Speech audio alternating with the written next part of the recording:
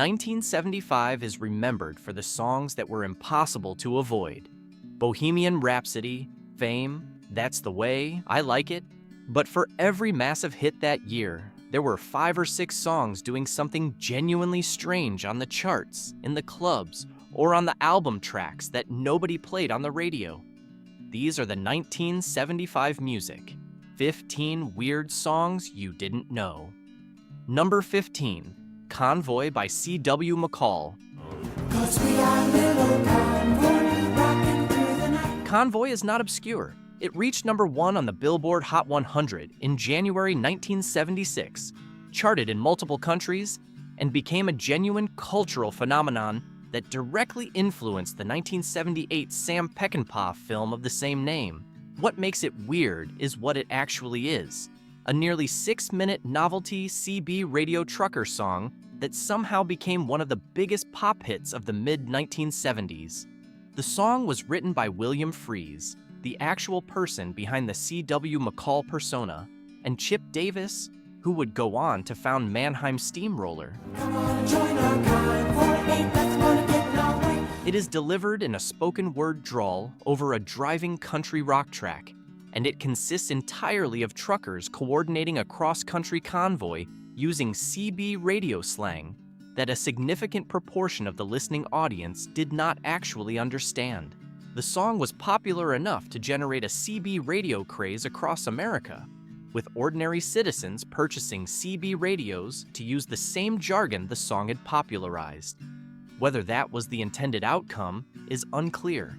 The song emerged in 1975 on the album Black Bear Road before the single release, and the trucker counterculture it captured was a genuine phenomenon of post-oil crisis American life. Omaha, well, they ought to know what to do with them hogs out there for sure. Well, Number 14, Feelings, Nothing More Than Feelings by Morris Albert. Feelings. Feelings by Brazilian singer Morris Albert, real name Maurício Alberto Kaiserman, was released in 1974 in Brazil and reached international markets in 1975, becoming one of the most improbable soft pop hits of the decade. The song spent 14 weeks on the Billboard Hot 100 and peaked at number 6 in the United States. On the strength of a performance and a production so earnest in their emotional fragility that the song became simultaneously a genuine tearjerker and one of the most parodied recordings of the era. The melody was actually the subject of a copyright dispute. Lulu Gastet, a French songwriter, claimed the verse melody was substantially similar to his 1956 song, Pour Toi, and the matter was eventually settled, with Gastet receiving co-writing credit and a share of the royalties. What makes Feelings weird in retrospect is the totality of its commitment to a specific emotional exposure that most pop music carefully manages. There is no irony in the performance, no distance, no protective self-awareness. It is 100% sincere, and that sincerity in a 1975 pop context is both the reason the song connected with listeners and the reason it became easy to mock. It was covered by hundreds of artists, which is either a measure of its quality or its utility as a test of how much sincerity a singer can project with a straight face. Number 13, The Hustle by Van McCoy and the Soul City Symphony. The Hustle won the Grammy Award for Best Pop Instrumental Performance in 1976, which puts it in the not exactly obscure category, except that almost nobody under 50 today knows the actual song beyond the horn riff. Released in 1975 by Van McCoy, the song was written as an instrumental piece to accompany the hustle dance, which was simultaneously developing as a social dance form in nightclubs in New York City and in the broader disco club culture. Van McCoy was primarily a songwriter and arranger who had written for artists including Aretha Franklin and the Shirelles before moving into production work. He did not intend the hustle as a major commercial statement. It was written to accompany a dance trend he had observed in New York City clubs, and the recording was produced quickly. The commercial response was larger than anyone involved expected. The single reached number 1 on the Billboard Hot 100 in June 1975 and became the de facto sonic marker of the early disco era before the genre's commercial explosion in 1977 and 1978. McCoy died in 1979 at the age of 39 before he could fully capitalize on the platform the song had given him. Number 12, Bungle in the Jungle by Jethro Tull. Bungle in the jungle. Jethro Tull is a band that was genuinely weird under any circumstances. A progressive rock group led by a flutist in codpiece stagewear who recorded concept albums and made peculiar music videos. But Bungle in the Jungle represents a specific kind of Tull weirdness in that it was a genuine hit single in 1975, reaching number 12 on the Billboard Hot 100, while being a structurally unusual song about nature and predation that most radio programmers probably couldn't explain. The song appeared on the 1974 album War Child, Well, that's alright by me. which was itself planned as the soundtrack to a film that was never made. Ian Anderson, the band's frontman, founder, and essentially its sole creative authority, wrote the song with the same idiosyncratic nature as metaphor approach he brought to most of his work. The fact that Bungle in the Jungle connected with American pop radio audiences in 1975 while sounding like something that has absolutely no business being played between Laughter in the Rain and You're No Good on Top 40 radio is the detail worth sitting with. Anderson himself has always maintained that the song's commercial success was somewhat baffling to him. In the jungle. Number 11, At 17 by Janis Ian. The Valentines I never knew. Janis Ian had been a professional musician since she was 15, having released the controversial 1966 single Society's Child, a song about an interracial relationship that was banned from several radio stations and reportedly burned by some of them. And that took nearly 2 years to reach significant commercial airplay, despite DJ Alan Freed championing it in New York. She recorded it when she was 14 and released it at 15, which says something about both her maturity and the specific moment in mid-1960s. American pop, when a teenager writing about race and romance, could produce a song that genuinely disturbed people. At 17 was released in 1975 when Ian was 24, and the song was a meditation on the specific social cruelties of adolescent social hierarchies. And those of us with ravaged faces. The girls who were excluded from the beauty-based social economy of high school, who learned early that the game had been arranged against them and adjusted their expectations accordingly. The song reached number 3 on the Billboard Hot 100 and won the Grammy Award for Best Female Pop Vocal Performance in 1976. What makes At 17 qualify as weird is not the song itself, but the context. A confessional folk pop song about female adolescent rejection, the fraudulence of the popularity system, and the specific consolation of having understood reality early was genuinely unusual on 1975 pop radio. Ian has spoken publicly about the autobiographical dimensions of the song and about her identity as a lesbian, a context that gives the song an additional layer that most of its 1975 audience was hearing without having the full picture. Its longevity is a measure of how accurately it describes something recognizable from almost every listener's experience. Isn't all it seems. It's 17. Number 10, Shining Star by Earth, Wind and Fire.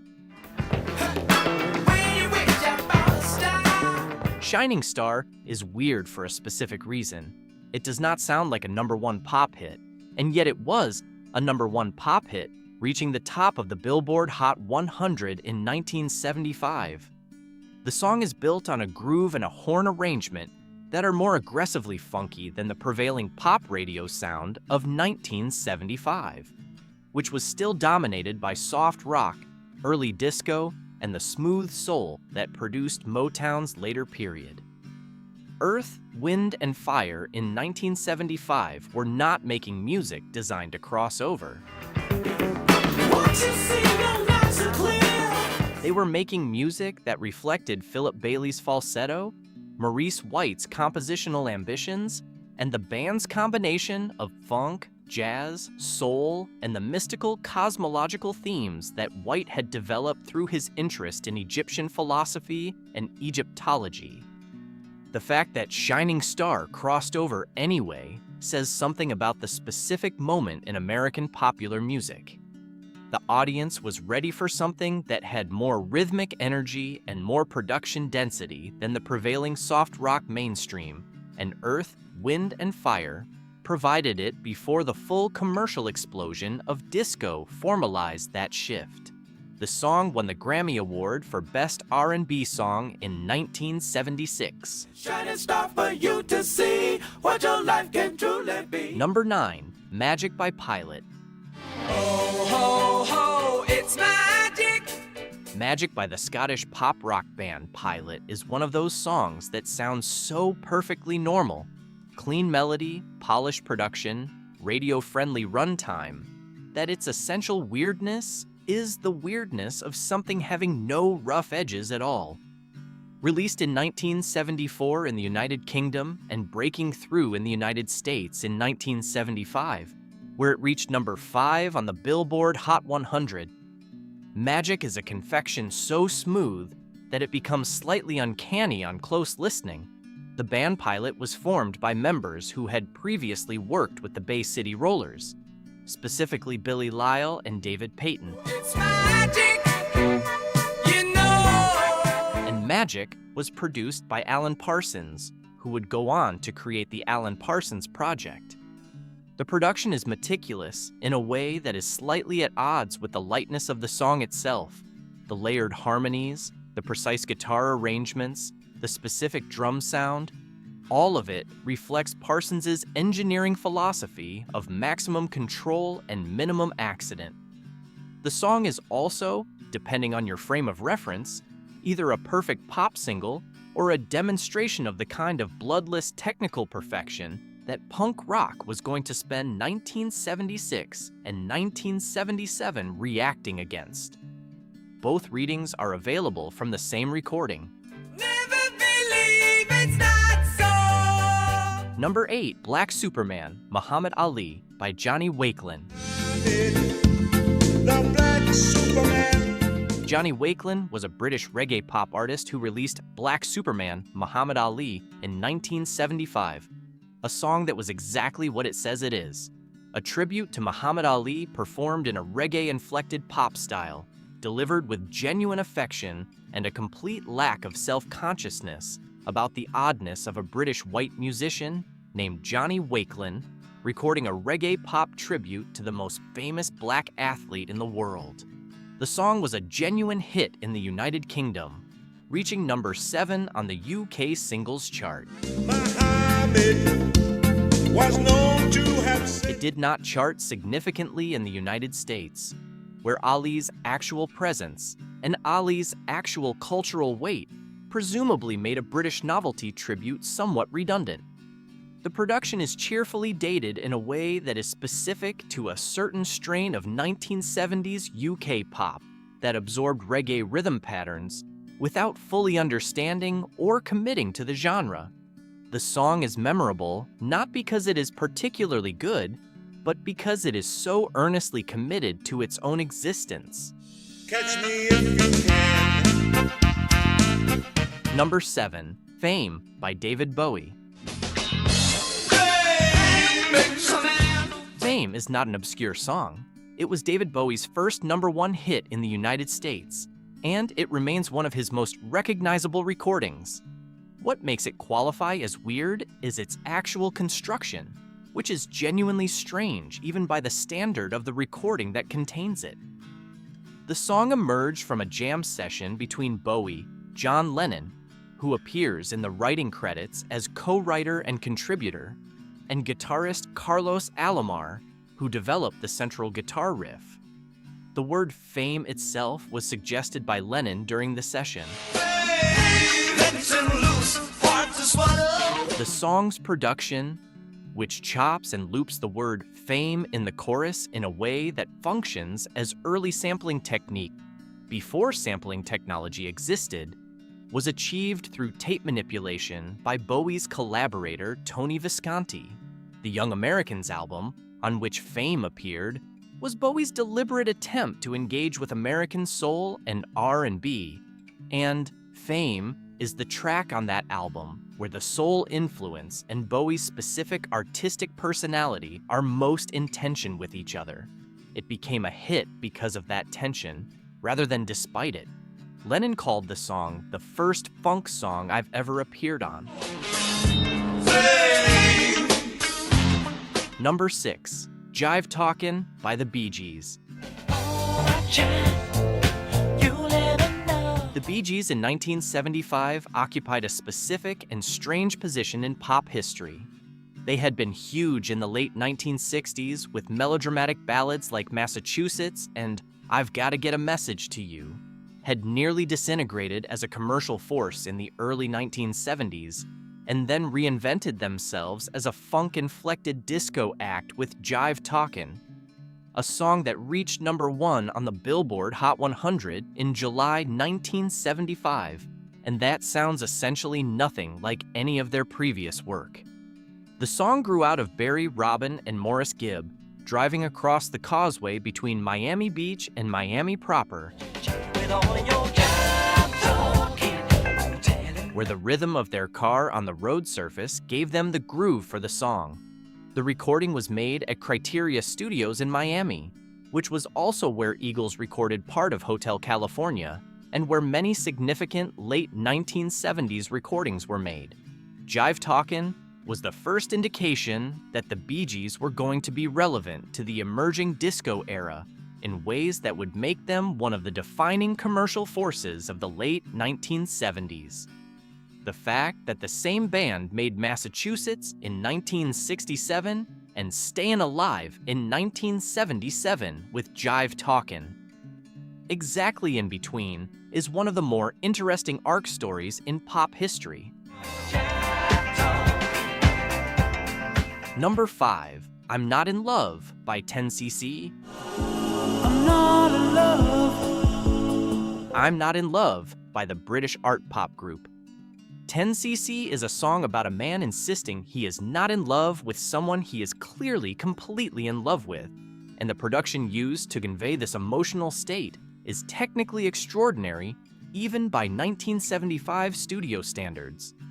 The song was created using approximately 256 vocal overdubs recorded onto 16-track tape, with the voice tracks layered to create a wash of sustained vowel sounds that functions as the harmonic backdrop throughout the song. It's just a silly phase I'm going through. The individual voices in that backing bed were each recorded separately, with each of the 4 10cc members recording the same notes dozens of times. The technical approach was driven by producer/arranger Eric Stewart and Lyle Cream, who had the specific sonic image they wanted, but needed to engineer it from scratch, because the technology to create it directly didn't exist. The result is a recording that sounds unlike anything else from 1975.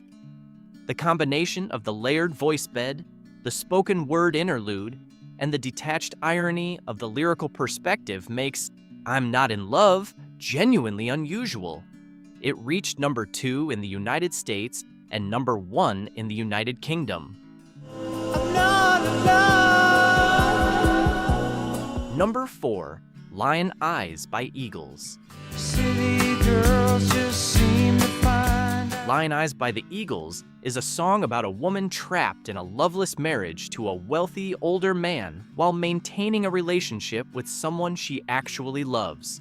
and the song depicts her situation with a combination of sympathy and moral observation that is genuinely unusual for a 1975 country rock radio hit.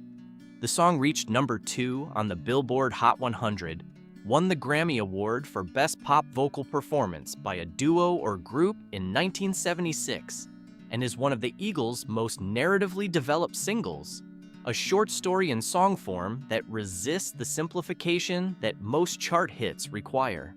Glenn Frey and Don Henley wrote the song after observing a woman at Dan Tana's restaurant in West Hollywood who appeared to be accompanying a much older, wealthy man, while her demeanor suggested her interest lay elsewhere entirely. The specific detail of place and real observation grounds the song in lived specificity rather than generic narrative situation, and that specificity is part of what makes it work as both a song and a somewhat peculiar pop hit.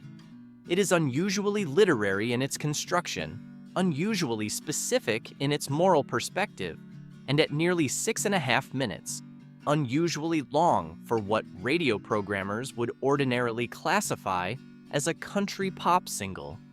The Eagles of 1975 were simultaneously one of the most commercially successful bands in American music, and a group whose best material was considerably more complex than their commercial positioning suggested. Lyin' Eyes is the instance where that gap is most clearly visible. Number 3, Paloma Blanca by George Baker. Selection. Sunshine on the mountains. The George Baker Selection was a Dutch pop group led by Johannes Wins, who performed under the name George Baker, and Paloma Blanca was released in 1975 as one of the more improbable international pop hits of the decade. The song is a gentle, mid-tempo pop number about freedom, using the image of a white dove, Paloma Blanca in Spanish, as its central metaphor. It reached the top 10 in numerous European and international markets, peaked at number 26 on the Billboard Hot 100 in the United States, and became a massive hit in countries where it was not even sung in the local language. And the night is on the run. The George Baker Selection had previously been known primarily in the Netherlands and Europe for their 1970 hit Little Green Bag, which appeared on the 1992 Quentin Tarantino film Reservoir Dogs and gained significant retrospective recognition from that placement.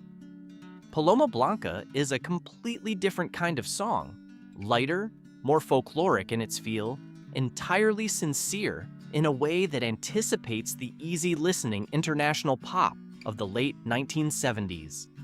Its success in 1975 is a reminder that the international pop market frequently operated on logic entirely different from the American Billboard mainstream. Number 2, Rhinestone Cowboy by Glenn Campbell. Like a rhinestone cowboy. Rhinestone Cowboy is not weird in any obvious sense. It is a well-constructed, genuinely moving country pop song, performed by one of the most technically skilled vocalists of his generation. What makes it qualify for this list is the song's specific origin and the conditions of its success. The song was written by Larry Weiss and originally recorded by Weiss himself in 1974, where it was released and went essentially unnoticed, despite being a genuinely strong piece of writing. Glenn Campbell heard the song on the radio while driving in his car and immediately wanted to record it.